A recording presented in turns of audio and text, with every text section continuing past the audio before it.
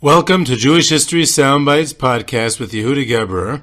Immerse yourself in the rich tapestry of Jewish history as we explore fascinating tales and uncover hidden gems from our glorious past. Brought to you by our proud sponsor, Cross River, a leader at the intersection of financial services and technology, committed to empowering the communities they serve. Cross River's steadfast support fuels our mission to preserve our heritage and foster a vibrant future for all. Contact Cross River through their website at crossriver.com. A date which will live in infamy.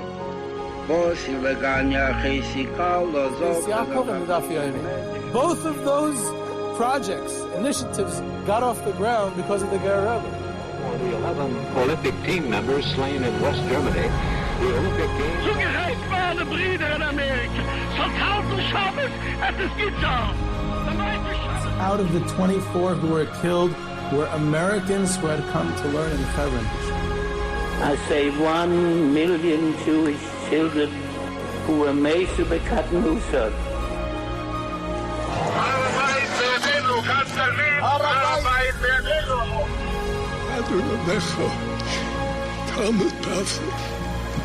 Whoever heard such beautiful words?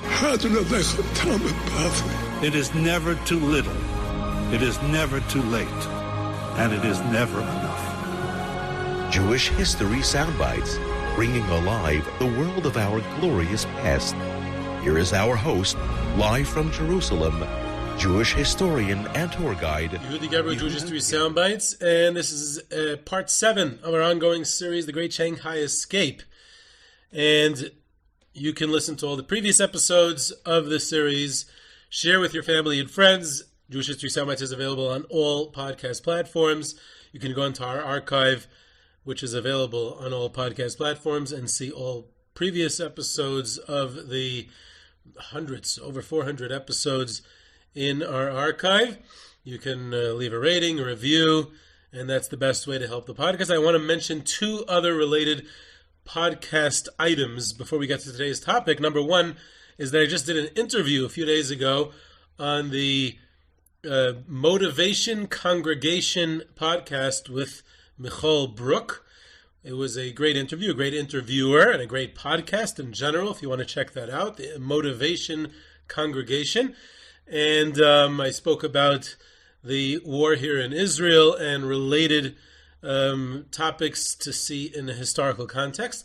And although on Jewish History Soundbites I don't know if I'm successful generally at that attempt, but at least I attempt to be less opinionated and more factual, just sticking to history and the facts. Over here on Michal Brook's Motivation Congregation podcast interview that I did, I went off on a rail and shared my opinions. So if you would like a more opinionated version of Yehuda Geberer, then you can go and check out that interview and in general, his podcast. Another one I'd want to mention, another podcast, a brand new Jewish history podcast has just hit the airwaves. My good friend Nachum Zion's his new podcast called The Jewish History Schmooze. So if you like Jewish history podcasts, then you might want to check out this new one, The Jewish History Schmooze by my good friend Nachum Zion's. Highly recommended for all those who love Jewish history. So now we're going to get to today's topic, and the goals of this installment is to talk about the exit. We're finally leaving, talk about how they funded their travel, the refugees who were leaving with all their visas and everything. It's how did they fund the travel and the journey on the Trans-Siberian Railroad, the boat to Japan, and then their sojourn in Japan and all kinds of great stories on the way, and their reception in Japan and all their time there. So we're going to try to talk about that. There's also an interesting story of the local Japanese, especially a fascinating personality, Professor Setsuzo Kotsuji. I probably mispronounced that, who eventually converted and became a ger, and he was the one who was one of the many Japanese who assisted them there when they arrived in Kobe in Japan. He's also our good friend Zarach Varaftig and our old friend Nathan Gutwirt and their rescue activities in Japan. Hopefully we'll get to all that in this episode if we get a chance. If not, we'll just save it for next installment. That's what's great about a series. If we don't have time for something, we just save it for next time. But what we're finally up to is that all these refugees, after everything we talked about, they're staying in Lithuania and they're obtaining the visas. Now we're finally leaving. So they had been receiving, first of all, how do they fund their exit? We have to get them out now, get them on the train and out of Lithuania, out of Soviet-occupied Lithuania, out of the Soviet Union altogether. So until now, their day-to-day life had been mostly funded by their own whatever odd jobs they found as refugees or by selling their personal belongings or any cash savings they had, in addition to philanthropy, both from the impoverished Lithuanian Jewish community themselves or from American Jewish philanthropic organizations who sent them funds, primarily the Joint Distribution Committee. That was the main one. And to a lesser extent, specifically for yeshiva students and rabbis, the Vaad Hatzalah. So that's how they funded their day-to-day life and buying food and all that. They also had to pay for the visas themselves, which was a nominal fee. It wasn't anything crazy. Although, if you'd look about it in absolute cash value, to get the either the Japanese or the Dutch visa, or maybe the two of them together, I don't remember exactly. It was the equivalent of an entire week, what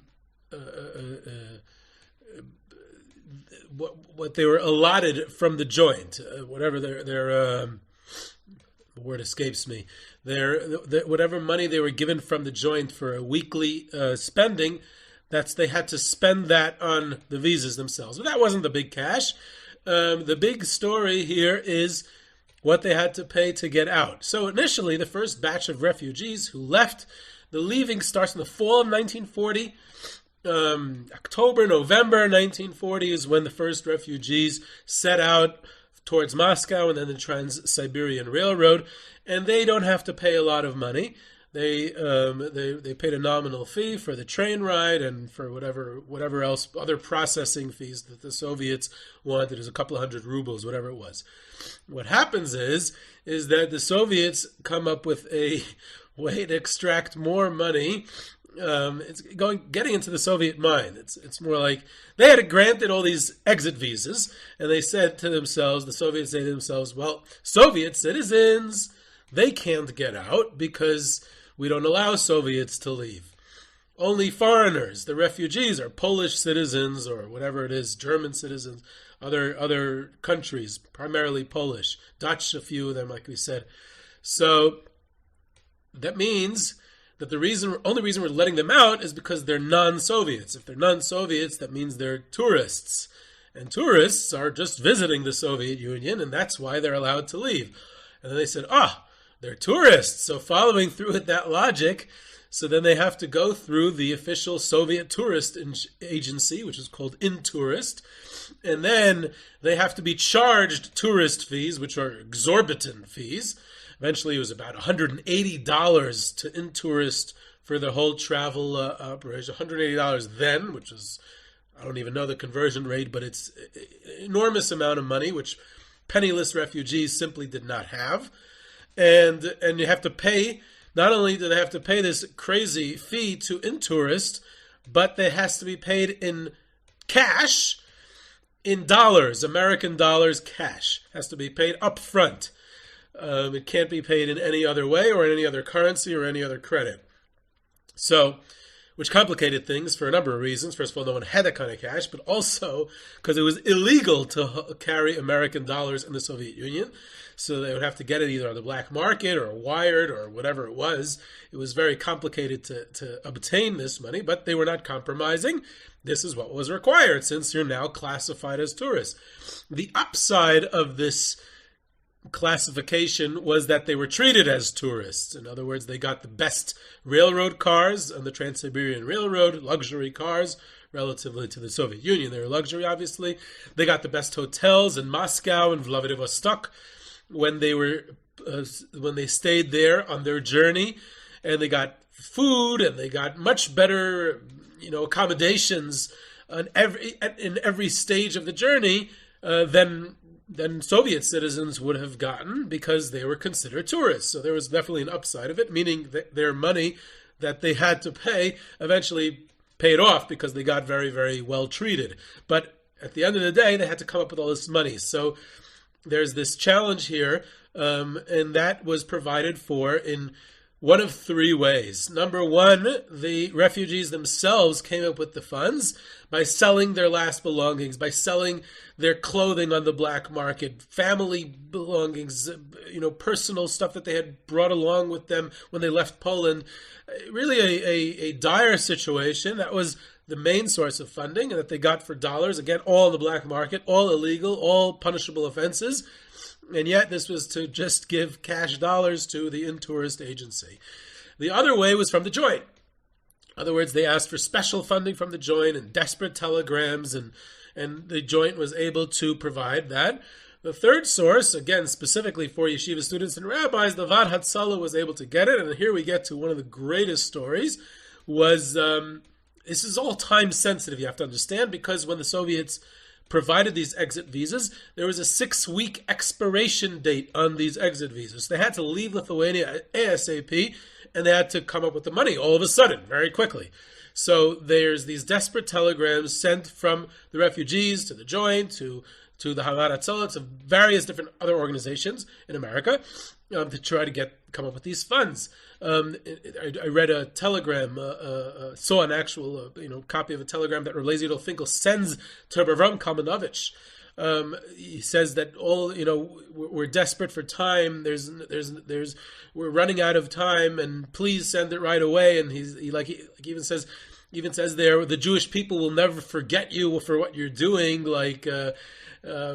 Really desperation that he says to Rav Avraham Kalmanowitz. Rav Avraham Kalmanowitz is not only one of the heads of the Vaad Hatzalah, he's also directly affiliated with the Mir. He was the fundraiser and president of the Mir Yeshiva. So here he had this obligation to all yeshiva students and to all rabbis, as in his capacity of the Vaad Hatzalah, and specifically to the Mir Yeshiva, in order to get them this funding. Now Rav Avraham Kalmanowitz receives this telegram from Rav Yidel on Shabbos morning, Shabbos afternoon, depends which version you see it. The date isn't given, but assuming that it's sometime in the fall of 1940.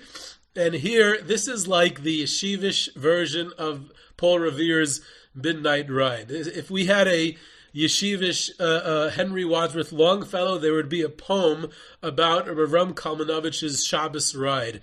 This is it. This is like in yeshiva dormitories and Shalom Zachars and Thursday night Shalom get-togethers. This is something it's talking about. Rav Avraham Kalmanowitz's Shabbos ride, how he was Michal Shabbos because he understood that it's a desperate situation to get out of the Soviet Union, and he goes around fundraising, and he has to. I mean, think about it. It's well over 200 students of the Mir Yeshiva, then all the rabbinical faculty and their families, and each one is $180 at that time, which is an enormous amount of money. Plus there are other rabbi refugees, there are other yeshiva student refugees, there's hundreds and hundreds of people that he has to all of a sudden come up with $180 for. This is an enormous fundraising effort in a very, very short amount of time, and it's heroic. It's absolutely... This moment is one of the most important stories that Rav Avraham Kalmanowitz pretty much single-handedly, going around Shabbos and in subsequent days, manages to raise the entire amount, wire it over, and get the money into the hands of the refugees all in time for them to get out in time. And he was successful, pretty much 100% successful. In other words, incredible bright light on this rather, dark horizon is that this was a very, very successful operation, and it is completely due to Rav Avraham Kalmanowitz's earnest and efforts and immediate efforts going around on Shabbos to be able to collect these funds. And that's a legendary Shabbos ride of Rav Avraham Kalmanowitz. So The Mir and most refugees, not just the Mir, they're talking about thousands of refugees. Like I said, they're leaving, they start leaving October, November, December 1940, then going through the winter of 1941. Actually, it's interesting, the way the Mir memoirs are written is that they left between Hanukkah and Purim. So they start their exodus on Hanukkah, and everyone had gotten out by Purim time, which is like, March 1941.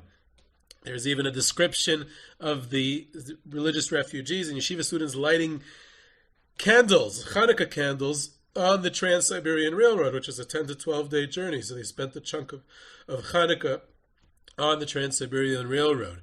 So the Trans-Siberian Railroad is the longest railroad in the world. Like I said, 10 to 12 day journey. That's besides for the Kovna-Moscow route, which was presumably a couple of days as well. Then they stayed over in Moscow for a few days, like I said, in a fancy hotel.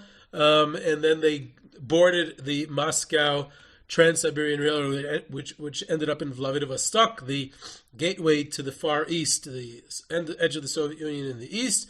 And I think I started off this series in part one by mentioning that another myth busting, that the Trans-Siberian Railroad was one of the busiest railroads in the world and still is, and it was all commerce. It was a single track rail, so it's very busy, and all commerce going to the east, to the Far East, and military and commercial and merchandise and anything that's going that way is using the Trans-Siberian Railroad. So there's this myth that that the only time it was ever used was to bring the refugees to their safety is a myth. I think I figured out where the myth came from is because the Brisker Rav once said that the building the Trans-Siberian Railroad was worth it just to transport the refugees to safety.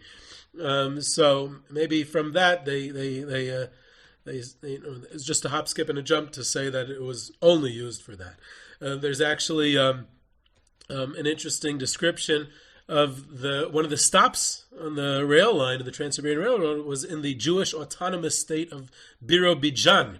The Stalin's strange, bizarre attempt at creating a Jewish territorial, completely communist, secular, but Yiddish speaking, and to a certain extent Yiddish culture, at the edge of the Soviet Union, all the way on the other side, and almost by the Far East, and near the Chinese border, or Mongolian border, whatever it is over there.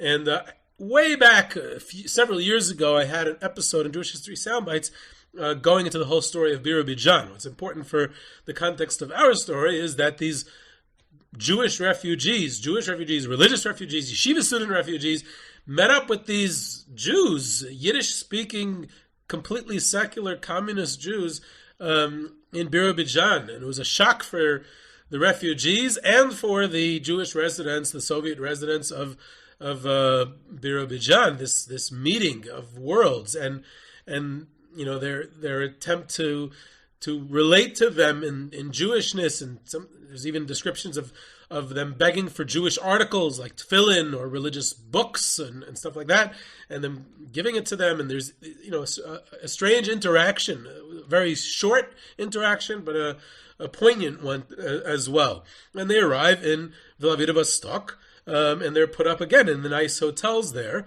and they stay there for actually quite some time in Vladivostok, because until they were able to cross the border, in other words, leave the Soviet Union. And again, there's major checks at the border, make sure they're not smuggling anything, and make sure that all the documents in order. The Soviet border inspection was not an easy thing to go through until there's a boat available for them to take them, and then they have to cross the Sea of Japan, which was a 2 to 3, sometimes 4 day journey, and they arrived at the port of Tsuruga, and from there they took a train to Kobe, city in Japan, where most of the refugees stayed. So now that was the general overview, and I'm going to go a little bit more in depth about what the journey itself was like, and in no particular order.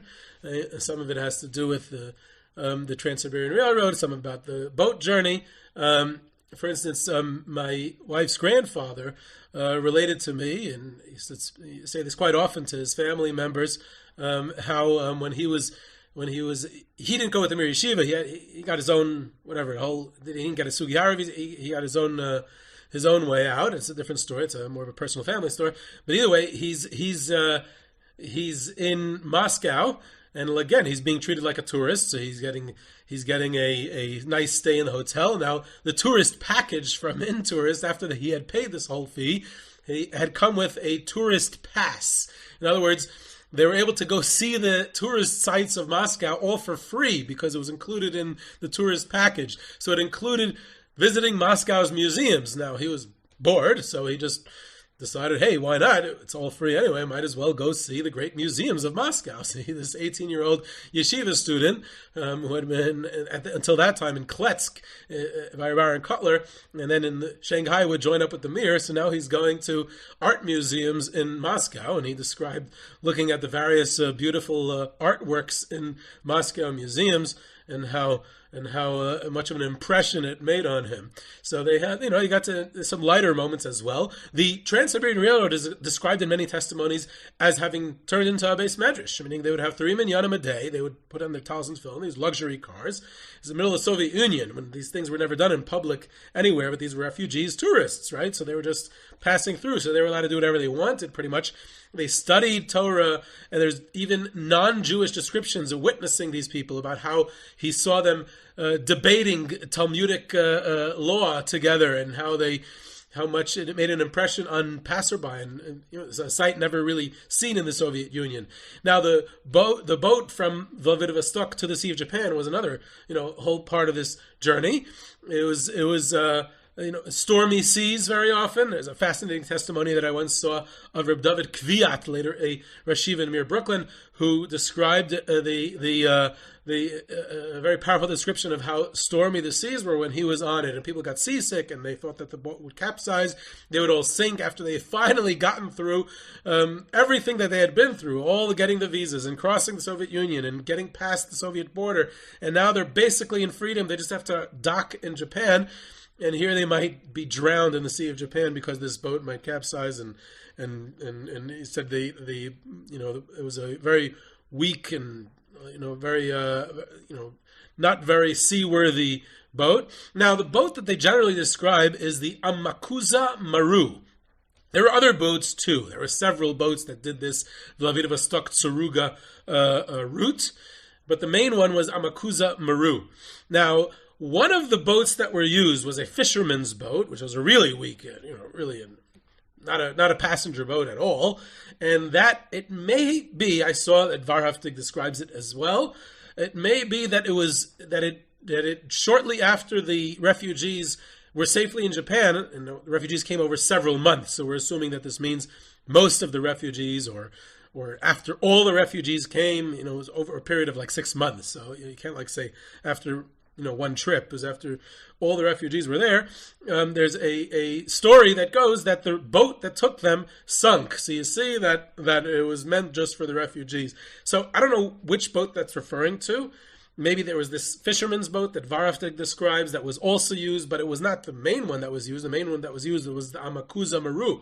And I think that in many of the accounts it says that the Amakusa Maru was sunk shortly afterwards. So you could say whatever you want. If you just I wanted to check out, see if it's true. So I Googled Amakusa Maru, Japanese ship, and it turns out that the Amakusa Maru was used by the Japanese Navy through World War II. And in November 1944, it was sunk by a U.S. naval submarine, torpedoed.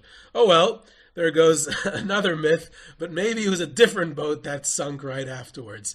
Either way, so it's a rickety boat. Either way, so if we take a look back after everyone gets out, just take one last glance back at the ones who stayed, the ones who didn't get visas, the ones who weren't able to get visas, the ones who were concerned about taking the visas, the ones who whoever it is, everyone else who did not get these visas. What happened to them? So even though we're talking about the whole time about everyone, they're escaping the Soviet Union, they were not escaping the Nazis. There was no Nazi occupation at this point. But less than a year later, just a few months later, there was a Nazi invasion. June 22nd, 1941, Operation Barbarossa. The Wehrmacht, the German army, invades the Soviet Union, opening up the greatest, largest, and most devastating front of World War II, the Eastern Front. And this becomes the primary front of World War II. The main war of Germany, of Hitler, is against the Soviet Union. He reneges on his non-aggression pact that was less than 2 years old, and they invade the Soviet Union. Now, following the Wehrmacht was SS platoons, or battalions, SS battalions rather, 4 SS battalions called Einsatzgruppen, A, B, C, and D, and they were to take care of enemies of Germany, specifically communists, Jews, adult male Jews initially, but then it soon expanded to all Jews, men, women, and children, entire communities. And their method of execution and murder was to round up every Jew, eventually, every Jew over the course of summer 1941. It got more and more devastating, these attacks.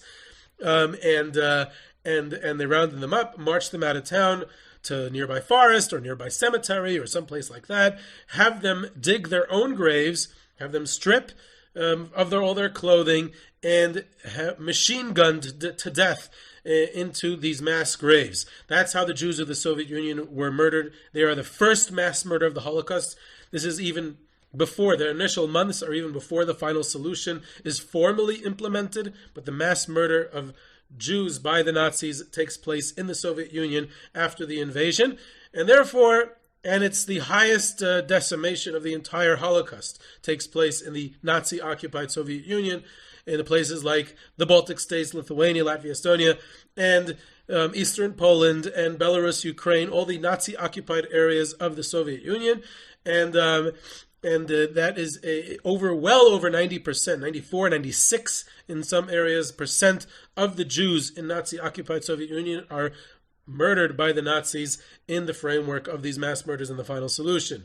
So pretty much anyone who stayed behind was wiped out. A terrible, terrible ending of Jewish life in those areas, a terrible extermination of Jewry, and therefore anyone who did get out from the Soviet Union, when they exited the Soviet Union at a time, they found out later that their lives had been saved because they were not around when the Nazis invaded, including many Mir students. Not all Mir students got out. There was between 200 and 300. I can never get an exact number. Some will tell you that it was closer to 300. Others will tell you it was closer to 200. There was about 400 students in the Mir before the war, so it was somewhere between half and 3/4 of the Mir student body was saved by their escape to Shanghai. So let's call it the majority of the Mir Yeshiva. I saw a testimony about in the massacre, the Nazi and Lithuanian collaborators, of course, massacre in Kaidan, where the Mir had stayed for several months. There were 19 Mir Yeshiva students who were killed along with the Jewish community of Kaidan. So there you go. There's a bunch. There's a lot more in Kovna and Vilna who were killed. There were also Mir Yeshiva students. We had an episode recently about that story as well. I said they were in Vladivostok for a while until they were able to get a boat to Japan. In fact, some of them didn't go to Japan. They went directly from Vladivostok to Shanghai. In April 1941, there was 1 or 2 boats of refugees who went directly from Vladivostok to Shanghai. So they got to Shanghai before all the other refugees did. And my wife's grandfather actually told me he was one of those. And for various different reasons, the Japanese rerouted those. There was already a shipping line that went directly from Vladivostok to Shanghai. I think Baron Kreiser was one of those also. There's a bunch of refugees who did that. In fact, my wife's grandfather told me another great story about Pesach in Vladivostok. He was stuck there for Pesach. So he's in a nice hotel, so that's nice. I guess it was like a Pesach program in a nice hotel in Vladivostok. I don't know if any contemporary Pesach programs have done one in Vladivostok yet, but my grandfather, along with many other refugees, were. So the only nice accommodations they had were the hotel. They did not really have much food. the only one in his group, in his hotel with his group of refugees, who received any matzah from the joint, was Rav Moshe Shatzkis. One of the refugees there was Rav Moshe Shatzkis, the Lomzherov, who was one of the prominent leaders of the refugee community, and he received a box of matzah from presumably the joint, maybe the Vaad Hatzalah. And so he was with him. Now, Rav Moshe Shatzkis graciously shared all his matzah with all the refugees who were with him. So my grandfather received a kazayas of matzah, just enough for one seder, for the seder night, enough to eat for the mitzvah, and that was it. No more matzah for the rest of Pesach, because Rav Moshe Shatzkis wanted to ensure that everyone who was in that group received matzah. So he said that's all he had, and then they went to the market in Vladivostok and purchased fruits and vegetables and fish and anything else that they could buy that would be able to eat on Pesach. It had to be kosher and not chametz, not so simple, potatoes and stuff like that. So he described having to cook fish on a little premise in his hotel room, and then it's a luxury hotel. You can't cook on a gas premise in your kerosene, whatever it is, in your hotel room. It creates a stench, especially you're cooking fish. So the hotel manager came down to his room, so he hid the fish and the premise in his closet, and then said, "I don't know what you're talking about. I don't smell anything." One of those stories. So he would relate it every single Pesach. So we grew up, we heard this Vladivostok Pesach story many times in our family, but that's part of the refugee story. Speaking of Pesach, most of the mirrors and other refugees at this time were already in Japan. By the time the Pesach of 1940, Pesach is usually in April. By April, pretty much most of the refugees were already in Japan. It was only the last stragglers were still in Vladivostok, and there was the issue of obtaining Pesach food. So some Pesach arrangements were made from the Jewish communities of Shanghai and Harbin, the Chinese Jewish communities, the Russian Jewish communities in these two big cities of China. Japanese occupied China by this point. Harbin and where there's a big rabbi, Rav Avraham Kalmanowitz, and in Shanghai, Rav Meir Ashkenazi, Russian, a lot of Chabad communities, and we'll talk about that perhaps when we get to Shanghai, these prominent communities, more Shanghai than Harbin, but they were able to help the refugees in Japan, but also from the joint and the Vaad Hatzalah, who were able to send Manischewitz matzah and kosher wine for the refugees to arrive just in time for Pesach. In fact, one of my Rebbeim in the Mir related to me that he was once talking to an Alta Mirror of his generation, the previous generation, when he was young, and this Alta Mirror told him about receiving Manischewitz machine matzah for Pesach in Japan in 1941. And my Rebbe in the Mir, who grew up in a very religious home in Borough Park, and you wouldn't eat Manischewitz machine matzah for the Seder night in any upstanding Orthodox home. So he made like a face to this Alta Mir, like he made like a sneer and you call that kosher matzah, kind of like, you guys had your matzah, very nice. Wow, kosher Manischewitz machine matzah for the Seder night. And this Alta Mir got very angry at him, and he said, because he was a Talmud of Rabbi Rucham, so they had a musar. He said, as long as you have your kosher matzah for Pesach, you don't mind dismissing hundreds of refugees and saying, oh, these hundreds of refugees didn't eat kosher matzah for Pesach because they're not kosher to my standards. You're able to, say that with disdain. He said that's completely inappropriate. You obviously have to look at the context of the time and the view of the time. And we were eating very ideally kosher matzah. That's what we had. We had this matzah, and it was kosher, and it was good for Pesach. It was not chametz. It's fine. And you, living in your comfort, you're saying, oh, you call that kosher matzah. That's a very inappropriate way to view history and to appreciate what people went through at the time. They're lucky they had matzah altogether. So that's also a cute story. So they're in Japan, right? That was the point. They get to Japan, and and they're received there by several factions of Japanese society. Receive the refugees as they arrive. Number one, most importantly, the Jewish community. There's a local Jewish community in Japan. Now, Japanese Jewish history is very interesting, very, very little, not that much. But if we skip all the ancient history, which there were, different times in Japanese Jewish history, but if we go to the modern times, so there was very, very small Jewish presence. There was a tiny Jewish community in Nagasaki. Luckily, it was extinct by the time the atom bomb was dropped there, so no Jews were killed, as far as I know. But the Nagasaki Jewish community dissipated. There was a very small Jewish presence in Tokyo itself, in Yokohama. The major, relatively large Jewish community, it was like 40 families or so, was in Kobe, Japan. That was the main Jewish community, and they were organized around the Jewish community. They had their own shul, their own shechita, their own mikvah, their own, normal Jewish life under the circumstances. They were relatively small. There were even two Jewish communities. Once you have one, you have to have two because it can't be the same. There's the old, even smaller Sephardic Jewish community. They came from Iraq initially and migrated with time.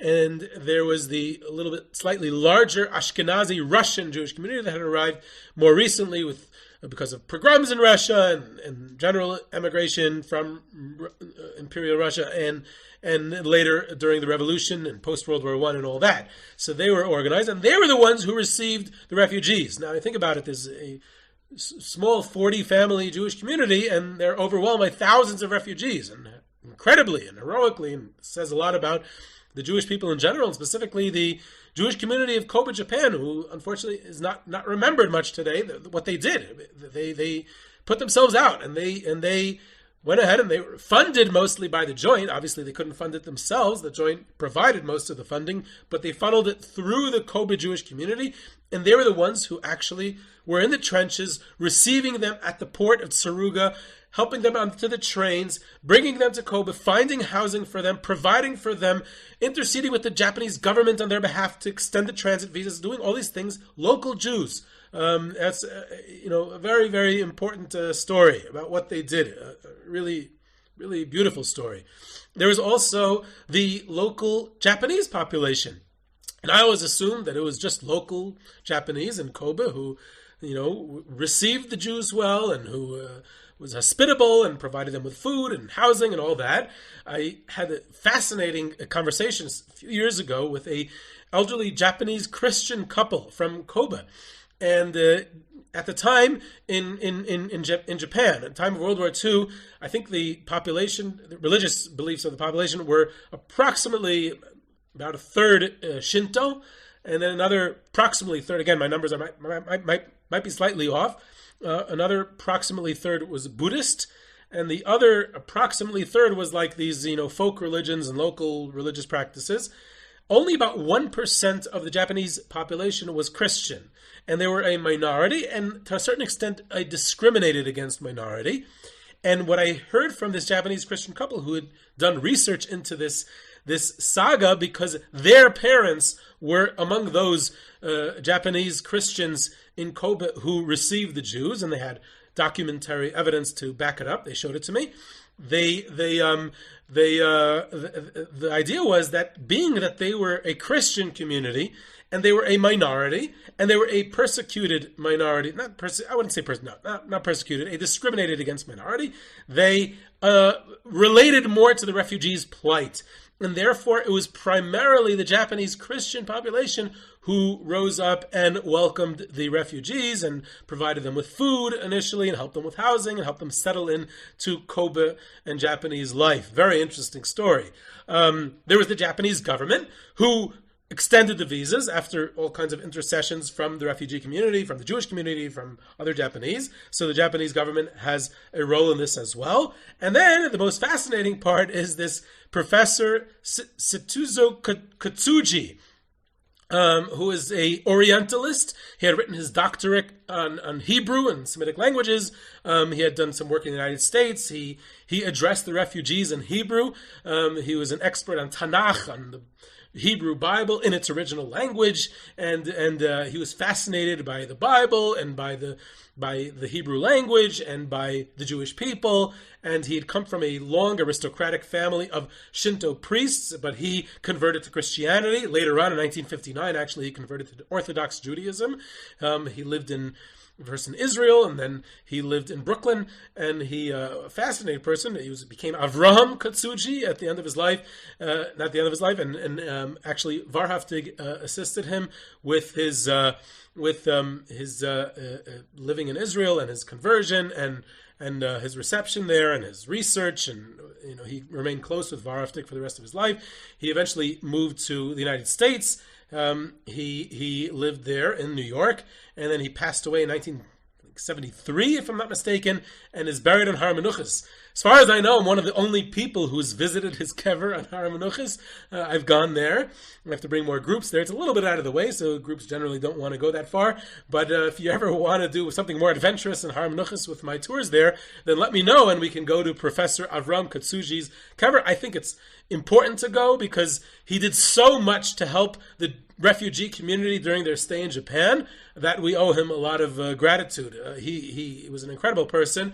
He served as an interpreter for the Jewish refugees. He interceded with the Japanese government, helped them extend their visas. He made them feel welcome, made them feel at home. Every step of the way he was there.